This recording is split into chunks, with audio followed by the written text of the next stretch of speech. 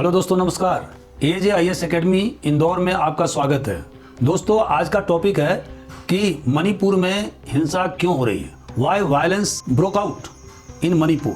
मेरा lesson plan है कि why is it in the news, यह समाचार में क्यों है, हिंसा भड़कने का क्या कारण है, सरकार ने हिंसा को दबाने के लिए, नियंत्रित करने के लिए क्या क्या कार्रवाई किया है। मणिपुर का जो एक विशेष भौगोलिक पोजीशन है उसके बारे में हम बताएंगे। इसके बाद हम यह बताएंगे कि हमें क्या क्या करना चाहिए कि भविष्य में पुनः हिंसा की पुनरावृत्ति नहीं हो, what is should be done, और फाइनली कंक्लूजन। दोस्तों, अगर यह वीडियो आप पूरी तरह से देखना चाहते हैं तो YouTube पर AJIS एकेडमी इंदौर टाइप करें और सब्सक्राइब करें। आपको इस वीडियो के अलावा बहुत सारे वीडियो मिलेंगे जो कि आपके लिए उपयोगी होगा। दोस्तों, मणिपुर में जो हिंसा हो रही है और अभी विश्व प्रसिद्ध मुक्केबाज मैरी कॉम ने जो बताया कि मेरा मणिपुर जल रहा है, तो आखिर यह घटना क्यों हुई, इसके क्या कारण हैं। तो इसका वजह यह है कि अभी हाईकोर्ट ने अप्रैल महीने में एक आदेश जारी किया था जिसमें के द्वारा यह सिफारिश की गई कि राज्य सरकार मिताई कम्युनिटी को रिजर्वेशन देने के लिए केंद्र सरकार से सलाह मशविरा करे और जो आरक्षण की मांग मिताई कम्युनिटी के द्वारा पिछले 2 दशक से किया जा रहा है उसको आगे बढ़ाने की कार्रवाई किया जाए। और इसी कारण से दूसरे कम्युनिटी माने ट्राइबल कम्युनिटी जिसमें कि कुकी, नागा और अन्य ट्राइबल जनजातीय लोग शामिल हैं जिनकी आबादी लगभग 40% है, वह भड़क गए और उन्होंने इस आदेश के खिलाफ में प्रोटेस्ट मार्च निकाला चूड़ाचंदपुर में, जो कि कुकी बाहुल्य क्षेत्र है। और यह प्रोटेस्ट एकाएक मॉब में, एक हिंसक भीड़ में तब्दील हो गया। पूरा इम्फाल वैली डिस्टर्ब हो गया। करीब 20,000 लोगों को जगह जगह से हटाना पड़ा। जहां पर मिताई कम्युनिटी कुकी बाहुल्य क्षेत्र में रह रहे थे वहां से उन्हें हटाना पड़ा और कुकी या अन्य जनजातीय जो इम्फाल वैली में रहते थे वहां से उन्हें इवैक्यूएट करके दूसरे जगह ले जाना पड़ा। और अभी तक लगभग 20,000 लोगों को एक जगह से दूसरे जगह स्थानांतरित किया गया है ताकि उनकी जान बच सके। दोस्तों, बहुत बड़ी संख्या में केंद्र सरकार ने मणिपुर में पैरामिलिट्री फोर्स जैसे CRPF, असम राइफल भेजे हैं ताकि हिंसा को नियंत्रित किया जा सके। अभी तक लगभग 54 लोगों की मृत्यु हुई है, बहुत सारे लोग घायल हुए हैं, जख्मी हुए हैं। एक अनुमान के हिसाब से बहुत सारे अन्य लोगों के भी मारे जाने की संभावना है। बहुत सारे घर जला दिए गए हैं, दुकान तोड़े गए हैं, चर्च और मंदिर तोड़ दिए गए हैं। तो माहौल अभी भी गर्म है, हालांकि सिचुएशन नियंत्रण में है। आखिर इतने बड़े पैमाने पर हिंसा भड़कने का कारण क्या है। तो दोस्तों, जैसा कि मैंने बताया कि अभी हाल में अप्रैल महीने में मणिपुर हाईकोर्ट ने एक आदेश दिया राज्य सरकार को कि वह मिताई कम्युनिटी को रिजर्वेशन दिलाने के लिए केंद्र सरकार से सलाह मशविरा करे ताकि 2 दशकों से जो मिताई कम्युनिटी की डिमांड है कि उन्हें आरक्षण दिया जाए उसे आगे बढ़ाया जा सके। तो हाईकोर्ट का कोई बंधनकारी आदेश नहीं था, बल्कि यह एक एडवाइजरी आदेश था राज्य सरकार को। लेकिन इसी आदेश पर जनजातीय समूह के लोग चूड़ाचंदपुर में इकट्ठा हुए और उन्होंने इस आदेश को जनजातीय हितों के विपरीत बताया और उन्होंने जोर शोर से यह बात फैलाना शुरू किया कि अगर मिताई कम्युनिटी को आरक्षण दे दिया गया तो वह जनजातीय समूह के जमीनों पर कब्जा कर लेंगे, उनकी जमीनों की खरीद फरोख्त कर सकेंगे।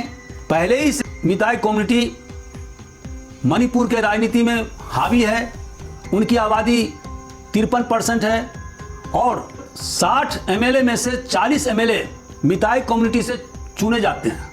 तो राज्य शासन में भी मिताई का दबदबा है।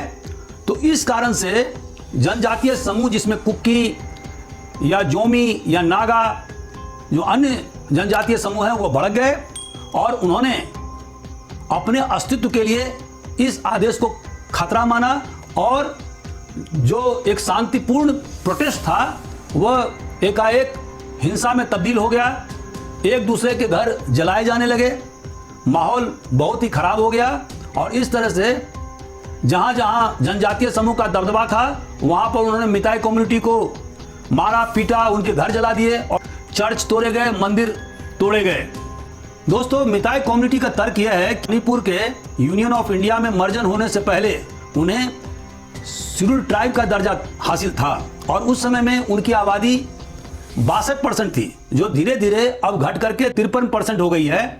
और उन्हें यह अंदेशा है कि जिस तरह से जनजातीय लोग जैसे जोमी, नागा या कुकी मणिपुर में घुसते जा रहे हैं, जमीनों को अतिक्रमण कर रहे हैं, जंगल को काट रहे हैं, उससे उन्हें यह शक है कि कहीं उनकी आबादी जनजातीय समूह के तुलना में कम ना हो जाए। तो इसी कारण से मिताई समुदाय के लोग आरक्षण की मांग कर रहे हैं। दूसरी तरफ जो ट्राइबल कम्युनिटी है उनका यह कहना है कि अगर मिताई कम्युनिटी को आरक्षण दे दिया गया तो इससे उनके जो लैंड राइट्स हैं उस पर प्रभाव पड़ेगा और वैसे ही पहले से मिताई कम्युनिटी का शासन में प्रशासन में दबदबा है और जब उन्हें आरक्षण मिल जाएगा तो फिर उनके अस्तित्व पर भी खतरा मंडराने लगेगा, उनकी नौकरियां कम हो जाएंगी, उनकी सुविधा भी बहुत कम हो जाएंगी। दोस्तों, मणिपुर हाईकोर्ट के द्वारा आरक्षण संबंधी आदेश देने से पहले राज्य सरकार ने कुछ ऐसे काम किए जिससे कि जनजातीय समूह में एक जबरदस्त रोष था। राज्य शासन ने ड्रग पेडलर्स के खिलाफ, स्मगलरों के खिलाफ जबरदस्त ढंग से कार्रवाई किया था। बहुत सारे ड्रग पेडलर्स म्यांमार से अवैध ड्रगों की स्मगलिंग करते हैं और इससे मणिपुर के नौजवानों पर विपरीत असर पड़ता है। बहुत सारे जंगल को उनके द्वारा काट दिए गए हैं और वहां पर चर्च बना दिए गए हैं। दोस्तों, जैसा कि आपको मालूम है कि जो जनजातीय समूह के लोग हैं वो अधिकांश क्रिश्चियन हैं, जबकि मिताई कम्युनिटी के अधिकांश लोग हिंदू हैं। तो कभी कभी दोनों कम्युनिटी के द्वारा उसे एक सांप्रदायिक रंग या धार्मिक रंग भी देने का प्रयास किया जाता है।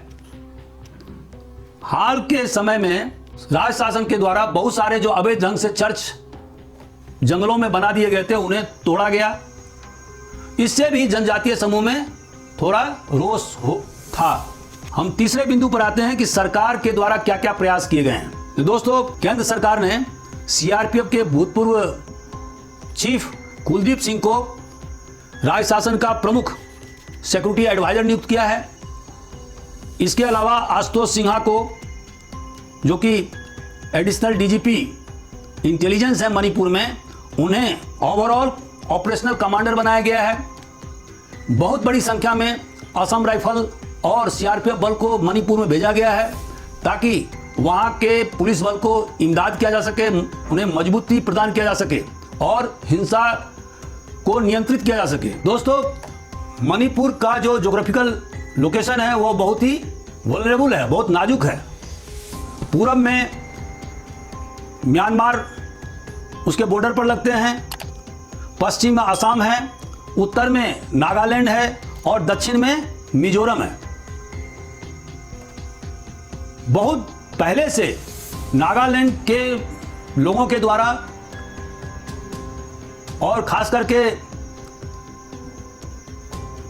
शुरुआती दिनों से ही ग्रेटर नागालैंड की मांग की जाती रही है और चूंकि मणिपुर में बहुतायत में नागा लोग भी बसते हैं तो यह हमेशा से एक डिमांड रहा है कि इन क्षेत्रों को, जहां पर कि नागाओं की संख्या ज्यादा है मणिपुर में, उसे नागालैंड से मिला दिया जाए। दोस्तों, आजादी के 2 साल बाद 1949 में मणिपुर को यूनियन ऑफ इंडिया में मर्जर किया गया और वहां के प्रिंसली स्टेट ने स्वेच्छा से मर्जर किया, लेकिन बहुत सारे जो ग्रुप थे वह इस मर्जर से प्रसन्न नहीं थे, खुश नहीं थे। वह एक स्वतंत्र मणिपुर चाहते थे और इसीलिए मर्जर के बाद से ही लगातार मणिपुर में अनेक एक्सट्रीमिस्ट ग्रुप, इंसर्जेंट ग्रुप पैदा हुए, जिनका बेस कैंप तो म्यांमार में होता था और वहां से वो मणिपुर में हिंसक गतिविधियों को बढ़ावा देते थे। एक समय तो वहां पर करीब 3 दर्जन से ज्यादा इंसर्जेंट ग्रुप हुआ करता था, लेकिन अभी बहुत सारे इंसर्जेंट ग्रुप खत्म हो गए। अब लगभग 6 ऐसे इंसर्जेंट ग्रुप हैं जो मणिपुर में अभी भी एक्टिव हैं और जिनका बेस कैंप म्यांमार में। दोस्तों, जैसा कि आपको मालूम है कि 64% जो मणिपुर का एरिया है वह वनों से आच्छादित है और जो कि बहुत ज़्यादा इनएक्सेसिबल फॉरेस्ट है और वहाँ से हिंसक गतिविधियों की कार्रवाई करना बड़ा आसान होता है और हमारे पैरामिलिट्री फोर्स, पुलिस बल को उन्हें सामना करने में भारी दिक्कत का सामना करना पड़ता है। और इसी का फायदा उठा करके ये इंसर्जेंट ग्रुप मणिपुर में समय समय पर वारदात करते रहते हैं। इनके द्वारा ड्रग पेडलर्स को मदद की जाती है। नारकोटिक्स ड्रग को बढ़ावा देने के कारण से वहां के यूथ पर या नौजवानों पर विपरीत असर पड़ता है। और जब भी राज्य शासन के द्वारा इन ड्रग पेडलर्स के खिलाफ में या इन क्रोचर के खिलाफ में जो फॉरेस्ट माफिया वहां एक्टिव हैं उनके खिलाफ कार्रवाई की जाती है, तो वो एक सांप्रदायिक रंग देना शुरू करते हैं कि चूंकि हम जनजातीय हैं इसीलिए हमें दबाया जा रहा है, कुचला जा रहा है।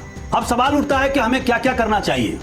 नंबर 1, दोस्तों, जैसा कि अभी मैंने बताया कि मणिपुर का जो डेमोग्राफिक कंपोजिशन है, जो आबादी का जो बनावट है, वो मिताई कम्युनिटी के पक्ष में है।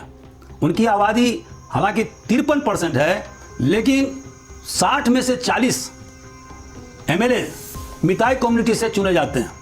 तो इसके कारण से राज्य बनने से लेकर अभी तक जो 12 चीफ मिनिस्टर हुए उसमें 10 चीफ मिनिस्टर मिताई कम्युनिटी से हुए हैं। तो इसके कारण जो लगभग 40% जो ट्राइबल कम्युनिटी हैं वो अपने आप को एलिनिएट फील करते हैं। तो सबसे पहला जो हमारा काम है वो है एकोमोडेशन करना, मतलब सभी जातीय समूह को शासन में हिस्सेदारी, भागीदारी सुनिश्चित करना पहला कर्तव्य है।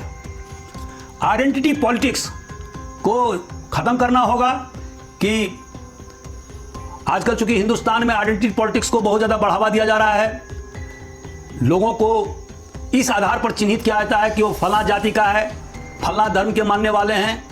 इससे हमें बचना होगा।